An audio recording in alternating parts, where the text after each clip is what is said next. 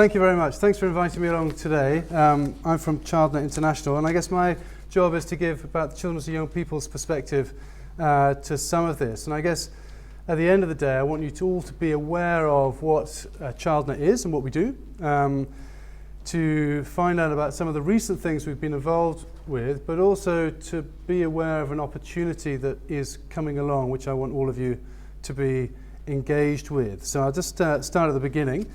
Childnet's a children's charity. We're started in 1995. Our mission is to help make the internet a great and safe place for children.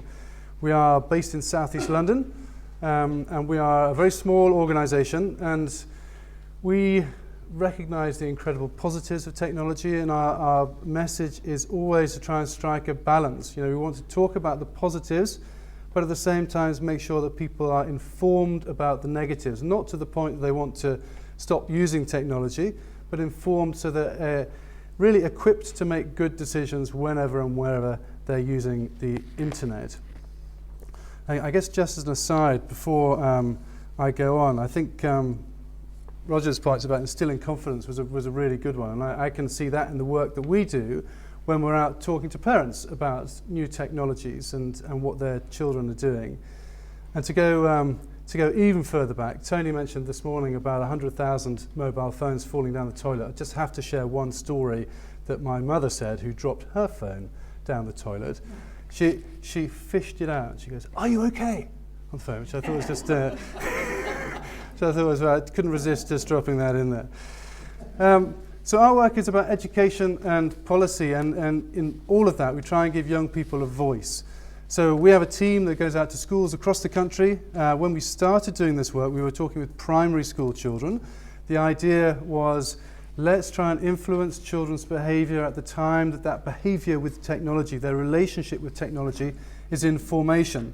We also talk to secondary age children, but over the years we've seen the technology tumble down the age range, both in terms of access to technology, but also in terms of ownership of technology. It's extraordinary figures, and we, you know, Ofcom said that I think it's about a third of 3- and 4-year-olds are using iPads. I think those statistics will, especially just after the Christmas period, will be completely changed. And you can see just by the beauty of the technology, you can touch the screen and the lead for literacy is gone, and you go onto YouTube, you can see even 2-year-olds or less switching it on and navigating to exactly where they want to go to. And you know, there are some positive, exciting things to do for young children on technology, but I think it's important that we are talking to young children about technology, not to say be careful not to get groomed or don't cyberbully anyone or share pictures or whatever it might be, but just at the beginning, a very basic message to try and instill at the beginning about, if you're not sure or something makes you feel uncomfortable, tell someone. And that's the message that we give out when we go and talk to 3- and 4-year-olds. And then we are hoping that that will generate a dialogue with the parents, who are also very receptive of that. Parents of younger children are very receptive to such information, to try and make sure that dialogue is started. So we're out in the schools, and we are also developing educational materials which are up on our website, childnet.com, which are there for teachers and others to download, to use, to take into schools and use in such a way. So we probably talk to about 25,000 children a year, but really that's us listening to what young people are doing and seeing what are the priorities that we need to be addressing going forward. We work in the policy space, so we are on, maybe it was mentioned this morning, the UK Council for Child Internet Safety, it's got 3 government ministries engaged, and industry and police and children's charities who sit around the executive board and talk about internet safety policy. We sit on also Facebook Safety Advisory Board, and we're very committed to working with schools, with governments, with industry to try and help shape the environment for the benefit of children and young people. And one of the key actions we do in all of this is we try and make sure that young people have a voice. So we, and Louise Bennett actually came to talk to from the BCS, to talk to our young people that we took to the Internet Governance Forum. We took a group of young people out to Indonesia. I say Indonesia when I'm talking to potential fundraisers. Really, it was Bali. We took a group of young people out to Bali last November where they were able to input into the UN Internet Governance Forum, and they were able to have their say on the issues that were important to them. And they actually chaired a workshop, which is the Internet Governance Forum. If you're aware of it, it's about 3,000 people, 2,000 to 3,000 people from governments, regulators, industry, media, really coming together to talk about the future of the internet on a global level. But it's really important that young people's voice are within that. And so part of the strand of our work is to use the voice of young people to inform the educational work that we are doing. So we use them to review the content that we're producing. But also we want to give them the ears of policymakers. And I'll talk a bit more about that in a moment. Part of the things that I thought would be covered this morning, but when we are talking about the risks facing children and young people on the internet, we're talking really about 4 C's, the content risks, and that relates to the adult content, the pornography, but also about critical thinking about inaccurate information and other such things. We want to get young people to be critical thinkers when they're using technology. The contact risks, which are the ones perhaps which focus most in the media, of grooming, of cyberbullying and such like.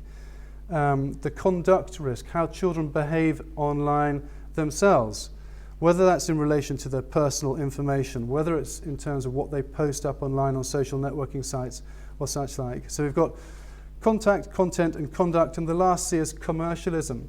We get young people to start recognizing what the internet is, the commercial messages that come in, whether it's about competitions, whether it's about people looking for personal information they can use for different things. We have done some research in this commercial area. I think it's a really interesting side of the internet. And in a focus group we did with young people, we were looking to see, well, could you tell what's an advert and what's not an advert online? And one of the replies from a young person, I won't forget, he said, of course we can tell what's an advert online. Adverts move. The rest, and that was the logic they had applied to discerning what's commercial and not commercial content. And as a rule, I think it demonstrates, the advertisers are using things to draw your eyeball to whatever it is that they're trying to get. But it was interesting to see the strategies that the young people had developed in order to navigate this particular environment. Now, Susie mentioned earlier that we partner with the IWF and the Southwest Grid for Learning, 3 organisations, and together we form the UK Safer Internet Centre. This is a part EU-funded project, really, and there is a Safer Internet Centre in every single EU country. And each centre has 3 components. It has a hotline, which in the UK is the Internet Watch Foundation, where you can report illegal content. It has an awareness centre, and at Childnet and the Southwest Grid, we perform that function where we are reaching out, going out to schools, talking to children, young people, parents and such like, developing new resources and organising Safer Internet Day, which I'll talk about in a moment. But it also has a helpline function, and I'll just highlight this one because it's a relatively new part of what is out there. It's called POSH. It's the Professionals Online Safety Helpline. So it's about 3 years old, and it's aimed at professionals who are working with children. And very often, we do find that it is teachers and social workers and youth workers who are really at the front line of all of children's use of technology. When new things are happening, new services are being made popular. And this is a helpline where if you're a professional working with children and you've been the victim of cyberbullying, because it does happen, and if you can't see it at the back, there's a study from the NFER from 2012 saying that 19% of teachers have said that one or more of their colleagues had experienced cyberbullying by pupils. So it can happen. Cyberbullying is quite a leveler in that respect, in that anybody can cyberbully anybody else. And we do know that teachers have been on the receiving end of cyberbullying. So it could be in relation to a personal issue, whether it's a child or even a parent making a comment on social networking sites about you, and you can ask the helpline for advice. Or it could be an issue that's happening in a school community. There are calls and emails coming in about, I think sexting is happening in my school. What should I do? I've got under 13s in a primary school using Facebook or whatever. So a range of different reasons why people do contact the helpline. But what it's done over the years is it's developed very, very good contacts with the leading service providers, with Facebook, with Twitter, with Ask.fm and such like, because it has almost like a direct line to these organizations and can assist getting content taken down. So I'd really recommend that you're aware of that. That's my job in publicizing that. Now, I mentioned before that we took a group of young people to Indonesia. Before they went, they developed a survey. This was in the summer, and it was about the time of the terrible case of the young girl using Ask.fm, the anonymous social networking site. The young people were really interested in anonymity online. So they developed a survey by themselves, and they put it up online as a survey monkey for about a month. And in that time, they had over 1,000 respondents from 68 countries, which is an incredible sort of global response to that particular issue. And it was really talking about, do you use anonymous services? What do you use it for? What are the problems? What's good about it? And we found that 60% of the teenagers who responded had used interactive services. And one of the most anonymous services, one of the most popular reasons was to protect my personal information. So they felt it was almost safer using the anonymous services. And that was a positive that they wanted that the survey captured. And I also found out that people thought it was fun. It enabled them to talk about sensitive topics that they wouldn't have been able to in another environment, allow them not to get into trouble about things, and to protect their reputation. But of course there is the flip side, and they were absolutely recognizing in this survey that people can be nastier on these services. But also they could use it to pay people compliments. They can use the anonymity to be positive to other people, which they wouldn't have wanted to online. So all in all, this survey threw up a range of sort of positives and negatives, and the negatives were completely recognized in these services, but on balance, people felt that they wanted these anonymous services to be available to them because they served a particular function. And I thought that was a really interesting finding, and certainly something for discussion. There's another survey I wanted to mention, which we did for Safer Internet Day last year, where, again, we put out a survey to schools, and we had 24,000 replies, which is a staggering number of replies, and I'll be quite frank, many, many more than we expected to get. So this was from 12,000 primary school children and 12,000 secondary school children, and it was really looking at what their perspectives were on their online rights and responsibilities. And if we pick out what the top one was, for both primary and for secondary, the number one right was the right to feel safe. That was the most important thing that they wanted to express. They want to be able to turn to someone to support while they're using the internet. And parents, although parents often get a bad press, parents were the number one person that young people would turn to if they had difficulty using the internet. And that was true from 7 up until 14. And at the age of 14, there was a flip as it turned into Friends. Friends was the number one, but parents stayed at number 2, not too far below, right through, and we had 19-year-olds responding to the survey too, so right through to the age of 19 where the survey ended, which I thought was a really useful one, and certainly an important message when we talk to parents and carers, that young people want parents and carers to be engaged and be people that they can turn to if problems arise. Young people believe they have a responsibility to support their friends online. I think that's another important finding, where young people do talk about looking after their friends online, and particularly if you think about cyberbullying and standing up for other people online, on reporting, I think that's a really important thing. And the rights to manage privacy and report are top priorities for the young people.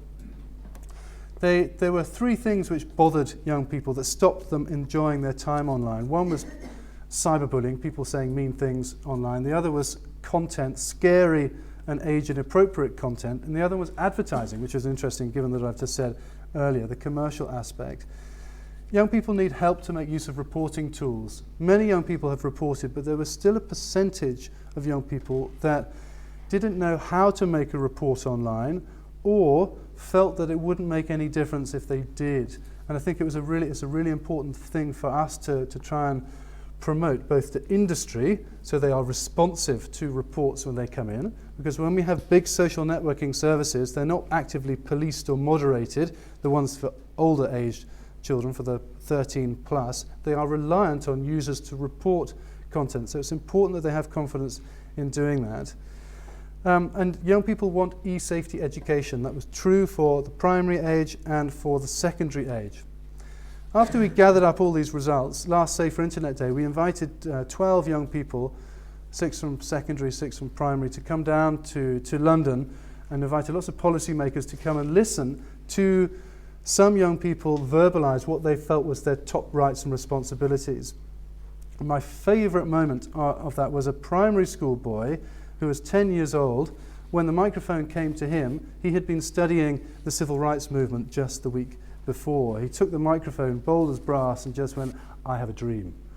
I have a dream where I can use the internet and my friends can use the internet without fear of being bullied." And you know, there wasn't a dry eye in the room as everybody's listening to it. And I felt that it helped take this great body of research and sharpen it to a point where it really did pierce the audience, so they really took something away, that this is an important issue for children and young people. It's not something that we need to do for them. We need to help them be able to use this technology safely, and they want help in order to do that. Now, I am very positive about this year, and you've heard some about why that is already today, 2014. We have the computing curriculum coming into play in September, where we have e-safety being a strand through primary and secondary age. It's there all the way through. Fantastic opportunity for us to try and make sure that every child has a chance to have e-safety education. So it's important for us to take advantage of that and to make sure we are supporting schools as they try and put this into place. At the same time, we have e-safety in the Inspector's Handbook for Ofsted. So school leadership has a real incentive to take this issue seriously. So that's, you know, it's a great opportunity. We can get the coverage, and we've got a very clear incentive for school leadership to take this seriously. On a different note, and the whole discussion about active choice and filtering and such like, we have all 4 of the big ISPs adopting a similar approach to filtering.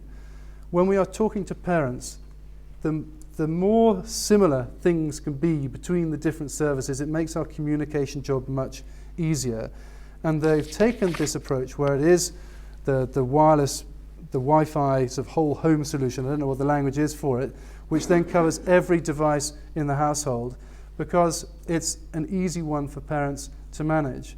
So that is there, and the commitment from the ISPs is to make sure not just new customers, but all existing customers are aware that this is there for them, and they are going to have to be forced to make a choice. Do you want this filter switched on or off? And the yes I do is pre-ticked. So if you just clicked OK, then the filter would be on. What a great opportunity that is. You know, we have to use this year to make sure that when that choice is being made, it's an informed choice. I won't stand here today and say that, you know, the most effective thing is 100% of parents have this filter switched on. I'm not saying that at all, but we do need to make sure that every parent is informed and able to make an informed decision about the choice that they are going to make. So I think that's a good opportunity for us to reach out to parents and to take advantage of that. And in terms of awareness campaigns, we heard from Peter about the Cyber Streetwise campaign, which has started just this week. SID stands for Safer Internet Day, which is what I'm going to talk about in a second, which is also a great opportunity to raise awareness. And then we also have internetmatters.org, which is, again, from the 4 ISPs who made a commitment starting, I think, in March, April time, a new campaign to reach out to parents on internet safety issues. And the budget that they were talking about was about £25 million over a period of time. That's 25 million, sadly not for the likes of charities like ours, but 25 million in whether it's in advertising space or such, like communications with customers or whatever. But that is something that we can all be aware of and perhaps we can all make use of. In the remaining time that I have, I just want to talk about Safer Internet Day, which is coming very, very soon. The 11th of February. The strapline is Let's Create a Better Internet Together. This is something we organise as the UK Safer Internet Centre. It happens every year. It's always on the second day of the second week of the second month, so it's always on a Tuesday, round about Valentine's Day, if that helps you remember. But it's a fantastic opportunity for everybody, and I do mean for everybody, to try and push out awareness and education on this particular issue. There's the hashtag, SID 2014. It's celebrated in over 100 countries, and what we are doing on our Safer Internet Centre website is we're encouraging all schools, organisations who are doing something to support the day to send us in their logo and 200 characters of text to say what they're doing to support the day. And these guys are up because they were some of the first responders. But I hope you can see that it's a wide range of different stakeholders who are doing something to support the day. Whether it's industry, and you can see the likes of Disney and TalkTalk. Whether it's charities, and you can see Childline, the NSPCC up there. You can see, I don't know if you can see some schools, but there are many, many schools who signed up for doing something on the day. We've got the Department for Education, Department for Culture, Media and Sport up there. We've got a commitment from David Cameron to support the day. We've got the BBC, and the BBC got a bit of a knock at the beginning of the day from the MP that was speaking. The BBC, look out for News Round on the day. That's going to be on 4:55, I think. We've got Women's Hour, we've got You and Yours, and we're trying to get breakfast and all the rest of it interested in doing something. And we've got the likes of Sky and others doing something. So collectively, we're hoping that with everybody chipping in and doing something, whether it's doing something with your pupils, whether it's doing something in your intranet to your staff, whether it's putting a banner ad on your website, whatever it might be, doing something, we hope that we will reach, working collaboratively, a huge number of the population. And I want you all to go away thinking, well, what is it that I can do, whether that's individually or through the schools you might have connections with or the companies that you work for. Really, it can be anybody.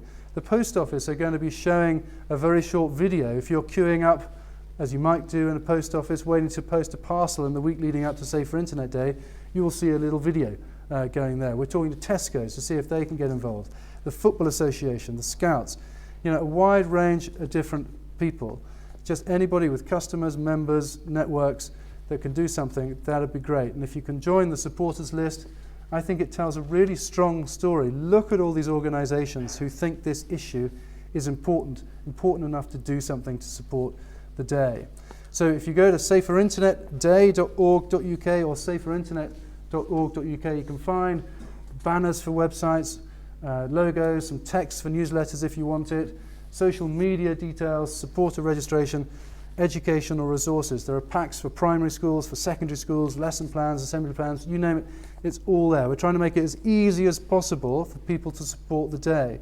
And we know that last year we had 125,000 downloads of the educational materials. So it does get used. Join the conversation. There's the hashtag. We're doing something, we're doing a thunderclap on the day, so at a particular point in time, if you pre-register, then you can tweet at the same time everybody else is tweeting, and hopefully that'll have a real sort of booming effect in the Twitter community. So do have a look and see how you can register for that. On the day itself, our partners at South West Grid for Learning are going to be running Safer Internet Day TV. They're a very brave organisation, the South West Grid, and they're going to be doing live TV, really focusing on different audience, whether it's parents, whether it's for children, or whoever. So that'll be something which will be fun and worth looking out for. We're holding a question time style event. Microsoft have been kind enough to give us space at their offices in Victoria, somewhere nice and central on the day, and the panellists will be young people. So you get the chance to hear what young people have to say on some particular subjects. And then, you know, my message and mission is to kind of put it to you. And if it's an incentive to you, a lot of text, and apologise for this, but looking back to last year, it should say 2013, not 2014, the BBC did a study after the day, and they found that 1 in 10 of the population had heard Safer Internet Day messages, which for a one-day campaign is a very high figure and something that we're very pleased about. And I'm not saying that's because of the work that we've done, but it was because of the work that everybody else did. We had the likes of Radio 1, we had Sky Daybreak doing something. We had a lot of help from other quarters. And those that did hear the messages, 40% changed something about the way they used the internet. And 40% of those that heard said they would speak to a family member about the issue. So my sort of motivating and rallying cry is that collectively and collaboratively we can have a huge reach, and with that reach we can have an impact on the people that we're trying to reach.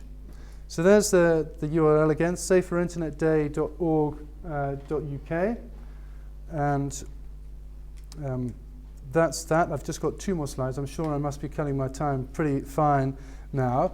I said, you know, I'm from Childnet. We have a range of educational materials for primary school, pre-primary, secondary, for parents, for carers, for teachers, and such like, all on the website, childnet.com.